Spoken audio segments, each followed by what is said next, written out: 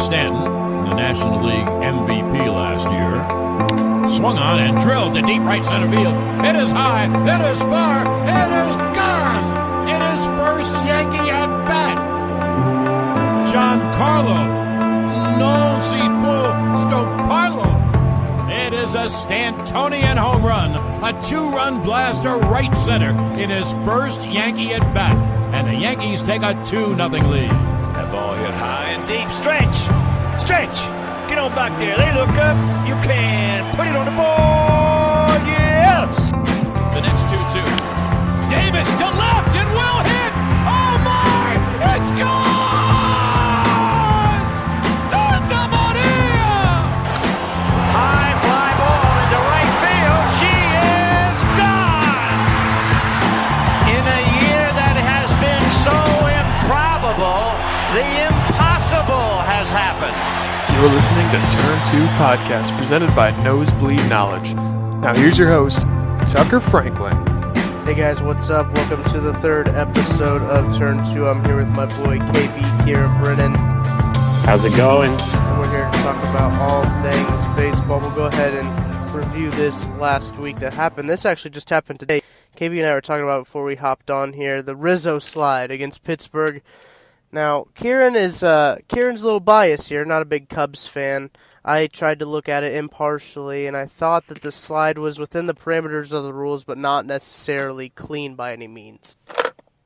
Yeah, technically, I agree. It's in the parameters of the rules, but there are still things in the parameters that can be dirty. Like, they said, so he was sliding, and he was sliding at home. But if you look at it, he runs like the first, like for 83 feet, he's in foul territory. And then he quickly jumps into fair territory right as the Pirates catcher catches it and tries to throw.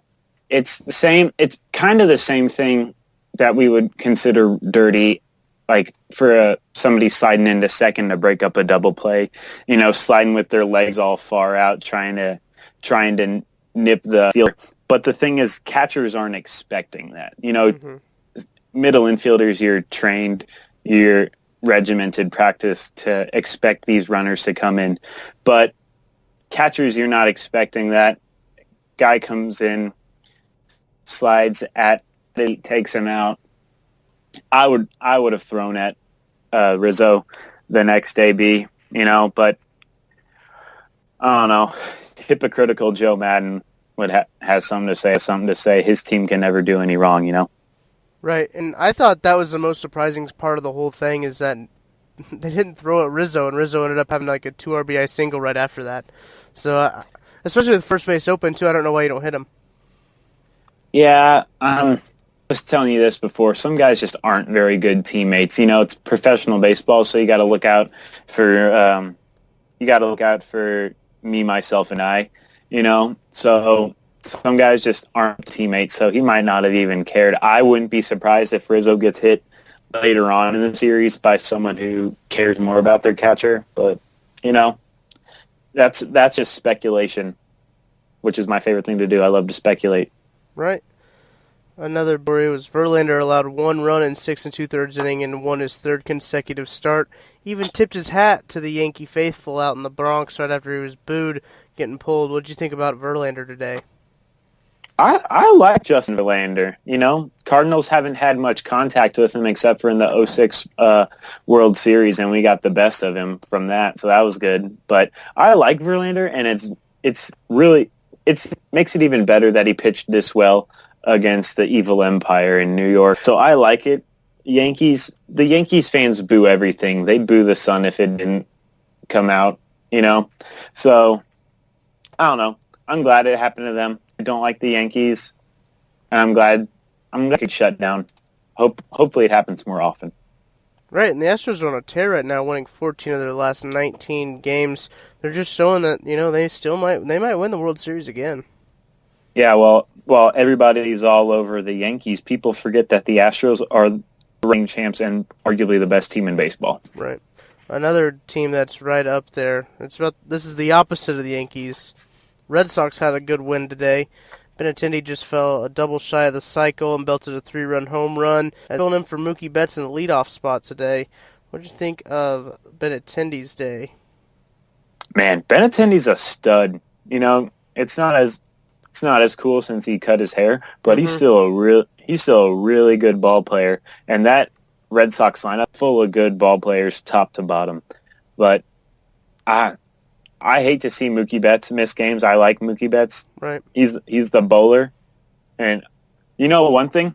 I hope they mic more guys up like they did with Mookie Betts in spring training. I would mic'd him up mid-game, and he's talking about bowling, and then you get the, I'm not going to get this one, boys. I like Mookie Betts. I like Andrew Benintendi. It's hard for me to like the Red Sox since they've beaten us in, 2 of the last 4 World Series we've gone to. Mm-hmm. So, I don't know. It's hard for me to like them, but it's also hard for me to hate them. You feel me? Oh, no, I totally understand. Kind of like the Astros. I feel like the Astros are one of those teams that are just hard to hate because they have so many guys on the team, Altuve, Springer, that you just like, that they're good ball players, and they play the game good. And that's, I think it's just so hard to hate guys like that. And you think of Mookie Betts, he plays the game good, Benintendi plays good. They both are great ball players. It's hard to hate these teams because, none of them have, okay, so my theory is that ESPN has a lot to do with who we like and we dislike. Mm-hmm. So we get overexposed to the Yankees. We get overexposed to that mammoth man they have in right field and center field and left field, wherever he's playing, Aaron Judge. But we don't get that exposed to Mookie Betts' personality and stuff like that. And also, it's hard to hate the Astros because they have so many guys who've had to come over a lot of adversity to get there, like Jose Altuve being 4'6" and George having that debilitating stutter that he has. Mm-hmm. They've had a lot of guys that have had to overcome some severe obstacles, and they really inspire kids all over that you can, no matter what your size, shape, or personality is, you can become one of the best ball players and eventually world champions. So it's hard to hate the Astros, hard to hate the Red Sox, easy to hate the Yankees. I'm with you on that. We talked about on our first episode how the new uniform provider, that was one of the first things we talked about, was going to be Under Armour. But now we talk about uniforms a lot. We love uniforms. Oh yeah. Especially those minor league uniforms, the special ones they do for Memorial Day and everything. We'll touch on the Memorial Day uniforms here in a little bit. But the new provider for the MLB is now Nike. Under Armour is about to go bankrupt, so Nike came and swooped. They slid in the MLB's DMs and said, "Sup, you up?" And the MLB was up. MLB's always up. Nike will now be the new uniform. I saw something that they want to put a Nike swoosh on the chest instead of on the sleeve or the back. Really? Yeah, I don't know how I think that'll look, but I don't know. Yeah, that'll be interesting to see what they do. You were talking to me about this earlier. Now Nike will have 3 of the 4 top Power 4 sports in America with hockey's uniforms and brought to you by Adidas. But it'll be interesting to see. They made some pretty big changes to the basketball uniforms, I think, and we saw those new uniforms Cleveland and they had the, what was it, Defend the Home uniforms or something. They wore different uniforms, we saw them bring pretty big changes to the NFL uniforms too, with the Seahawks getting a total revamp, and every once in a while, team getting. The 49ers got some pretty sweet throwbacks this year to play. Oh, yeah. And so it'll be interesting to see how they change baseball, which has kind of been a tried and true traditional we're gonna stay this way sport. Yeah. I remember when the Padres had those camo uniforms, and that was the most ambitious change that anybody has done to uniforms, and people hated those. So it'll be interesting to see. I'm kind of excited. You really think about it. You haven't seen a lot of teams change logos, change names, change color schemes in a really long time. I mean, the Royals wore 1969 throwbacks the other day, and they look the exact same. I had no idea what was different with them. And that's just because the Royals haven't really changed their logo. They've minor tweaks. And I'll be excited to see. I'm a big uniform nerd, logo nerd, and I love to see when stuff changes like that. Yeah, the last ones to change their uniforms were the Diamondbacks, and they got people, but I like them, how they have like the all gray and they have the patterning and they're really bringing out the teal. Let's see, before that it was the Marlins. When they total revamped, they went from Florida Marlins to Miami Marlins. Mm-hmm. If I'm remembering right, before the Marlins is when the Rays went from the Devil Rays to just the Rays. And you're right. We haven't seen a whole lot before that. The Cardinals' most ambitious move in recent memory was they had Saturday specials where instead of wearing white home uniforms, they are like an eggshell. Off-white, yeah. Kind of like an off-white with, instead of saying Cardinals on it, it says St. Louis, and the seams are red. And so Cardinals fans were all over that. So, I don't know. They'll bring some change. It'll be interesting to see. I'm excited for it. Before we move on to the roster moves from this past week, let's talk about home run race. We're going first to 20 homers. Mike Trout hit one today to make him at 18. Mookie Betts sitting at number 2 with 17, tied with his fellow teammate J.D. Martinez. Bryce Harper sitting at 16, and there's three guys, tied at number 5 spot with Joey Gallo, Manny Machado, and Jose Ramirez with 15 dong smashers. Who do you think will be the first one to 20 home runs, KB? It's kind of hard not to say Mark Trout. Mike Trout, he's been on a tear as of recently, and he's already so close. The only one that I would say is like close to him was Mookie Betts, and Mookie's a little bit banged up, so he might sit out a couple days in order to get fully. So I'm going to say Mike Trout with J.D. Martinez up there as well. But, Mike Trout is my pick. Yeah, you mentioned my guy that I was going to say, J.D. Martinez. That dude can smack a baseball. I sent you a video of him just crushing one over the Green Monster. That dude can hit, and I think that he could turn it on in a game, hit a couple home runs in one game, and get back up to where Mike Trout is, even pass him. But I think J.D. Martinez will be the first one to 20 home runs. Yeah, especially because the left field porch out there at Fenway is pretty short. Mm-hmm. I mean, sure they got the 20-foot monster or whatever, but it's relatively short. So if he just pulls a couple, I'm sure he could probably get 3 tomorrow. Yeah. No, I'm with you on that. Big news coming out of Atlanta. Their big stud, number 1 overall prospect. We just looked at this. Ronald Acuna to the DL, MCL sprain and a back bruise. It's kind of a big hit for Atlanta, especially with them leading the division. It's a big hit, but it's not as big as it could have been. With that, the way it looked, you remember the Bryce Harper injury? Was it last year? It was last year, yeah. But it reminded me a lot like that, where he was turning around or something and kind of twisted his knee a little bit. So, yeah, I think 10 days. I don't think more than like 2 weeks or so. A sprain is good. The back bruise will be fine, but yeah. After seeing that injury, non-contact injuries and these injuries at first are always awful. I remember watching one a couple years ago where I think it was Garrett Richards for the Angels broke his ankle or something at first base at Fenway. All the worst injuries always happen at first, and you hate to see a guy with this much promise go down. But good thing it won't be for long. Right.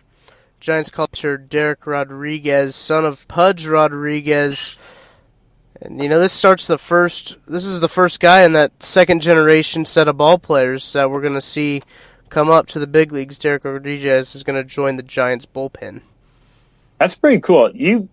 I bet he's a really good pitcher, especially since he learned how to pitch from, like, arguably the best catcher in, like, baseball. Right. So, like, I bet he's a stud. I always thought that catchers make the best pitching coaches.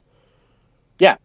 And you see that a lot of catchers, Ned Yost is a catcher, Yadier Molina is going to be a manager, I'm pretty certain of it. They're all great managers. I would say great. I wouldn't say like all of them are great. Okay, that's a generalization. They all end up being managers, it seems like. Yeah, they do, and it's weird because, like you said, like the thing that I like most about catchers, like as managers, which is weird because the Cardinals have one that is gonna go against the statement that I'm getting ready to say, is like catchers know how to like work with pitchers and usually know how to manage a rotation and like bullpen and stuff like that because they've seen it so well.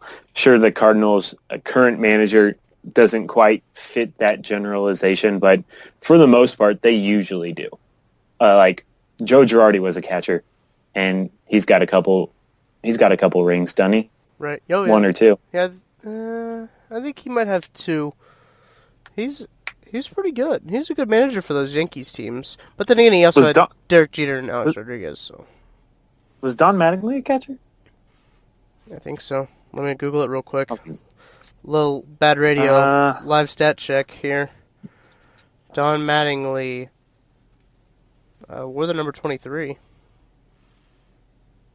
First baseman. I'd be interested to see how many managers have been catchers. You know? Yeah. That we should we need to we'll post that somewhere. It'll be on our next podcast. At least we will figure out the number of active managers right now that were catchers if they played. Yeah. I like it. Just in California too, Giants rivals the Dodgers will take Clayton Kershaw off the disabled list on Thursday to start against the Phillies. That'll be Kershaw's first start since May 1st, I believe. That'll be good. The Dodgers need some help. They are currently in fourth place in that division, but they're in fourth place in the West, but they're only 3.5 games back of the Rockies. So they need help, but I don't expect them to be in fourth place for very long. Right. Especially since they were a lot of people's pick to go to or represent the National League in the World Series again. Yeah, they kind of had a little slump at the beginning of the year. I think Kershaw going on the DL kind of hurt them. And they also had, who was it, Bellinger got hurt? Bellinger's been kind of rough this year. The thing is, if you look at their run differential, they are 24 and 28 with a plus 22 run differential. So the runs are there. They're going to figure it out. It's just they're kind of slumping right now. I'm willing to bet by the All-Star break they'll be in first place. Hot takes here. Another star pitcher was put on the DL. The Cubs placed Yu Darvish on the 10-day disabled list with right bicep tendonitis. That'll basically just buy him a missed start, basically give him some rest, I think. Yeah.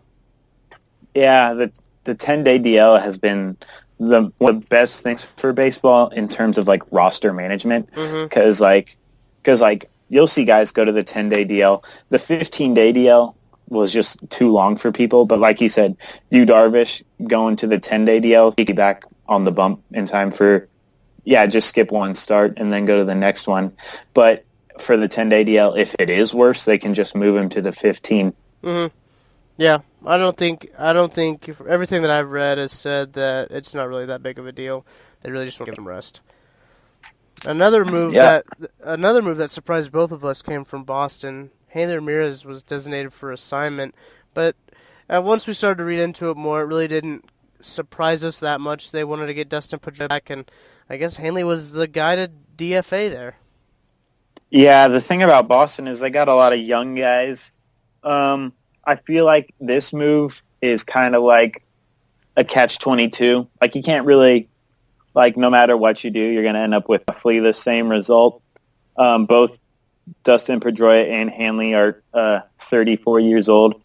The Red Sox really just DFA'd Hanley because it was going to save them $15 million And I feel like they were more inclined to DFA Hanley in favor of Dustin because Dustin's that hometown guy, hometown hero, come up with Boston, World Series hero, stuff like that.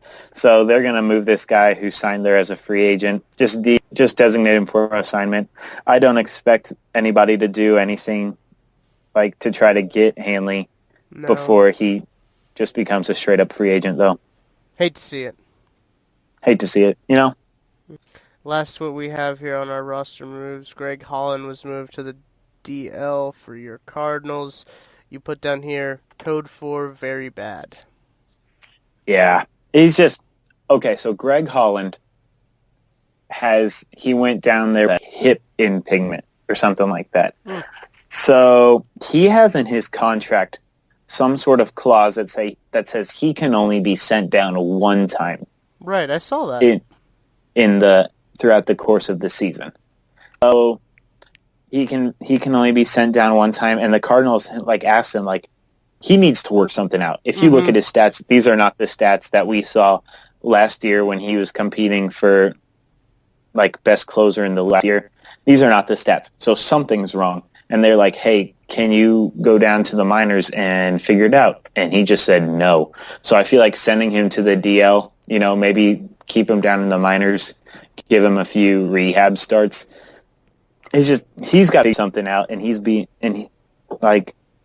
got to kind of put your pride aside because he's only on a 1-year deal. So if he has a bad season this year, he's not going to get a lot of money next year. So I don't know. It'll hurt. That's a weird stipulation too. I can understand a guy who's kind of been established himself in the majors not wanting to go back down, but I think you really want to do what's best for your career, and I think what's best for his career right now is going down. Yeah, me too. But there's a lot of guys in the Cardinals bullpen that need to figure something out. There's a lot of guys on that Cardinals team that need to figure something out. Yeah. What did you guys do after that series loss to the Royals?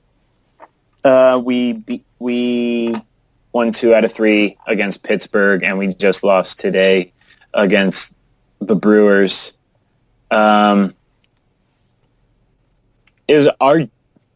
Cardinals' defense hasn't been great in years past, but they looked lazy. Jose Martinez let one get under his glove and then didn't run after it, and so a couple runs scored there. They just kind of seemed lackluster today. Hopefully they come out. Hopefully Mike Matheny comes out with some fire. There's a couple guys. Marcell Ozuna leads the team. He's hitting the ball hard, but he's not hitting the ball for power. He leads the team with batted balls 110 miles per hour plus, but there he's hitting 286, but he's only got 3 bombs. So there's some guys. Matt Carpenter's figuring it out. Tommy Pham's in a little bit of a slump. It's just they're not meshing right now. So hopefully they get it there. But we'll move on to the farm report. Go down on the farm here. My favorite MLB, well, he's not MLB yet. He should be. Vlad Jr. had 4 multi-hit games and 6 tries last week, extended his on-base streak to all 35 games played in, and boosted his season stats to a .431, .480, .713 slash line with 10 homers. He leads the entire minor leagues in batting, hits 75, and total bases 124, and tops the Eastern League in those categories plus doubles with 17, extra base hits 28, RBIs 49, slugging and OPS 1.193, all that at the age of 19. He is a stud. Yeah, that's an understatement. He might be my favorite player, and he doesn't even play for my favorite team. Yeah, he actually plays for one of your least favorite teams. It's very true. I don't know how I'm going to like him when he starts to put on a Blue Jays uniform, but I guess I'll have to get over it. Yeah. The weird thing is, he is tearing up the minor leagues. And if you look at the Blue Jays, they are near the bottom of the AL East. I clicked on the wrong tab. They're in 4th in the AL East. They are not a very good ball club.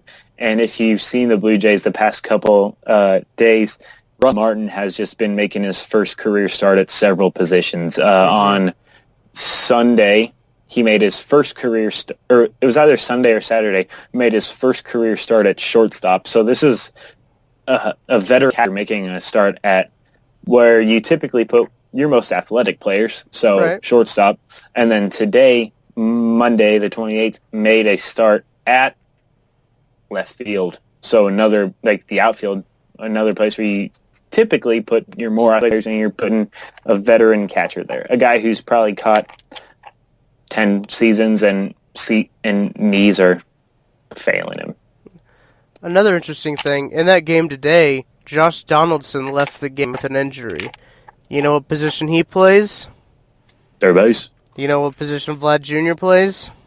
Third base. I'm not connecting any dots here, but I'm just going to leave that up to you guys. It wouldn't hurt anybody. Not at all. That's all we're saying. Not at all.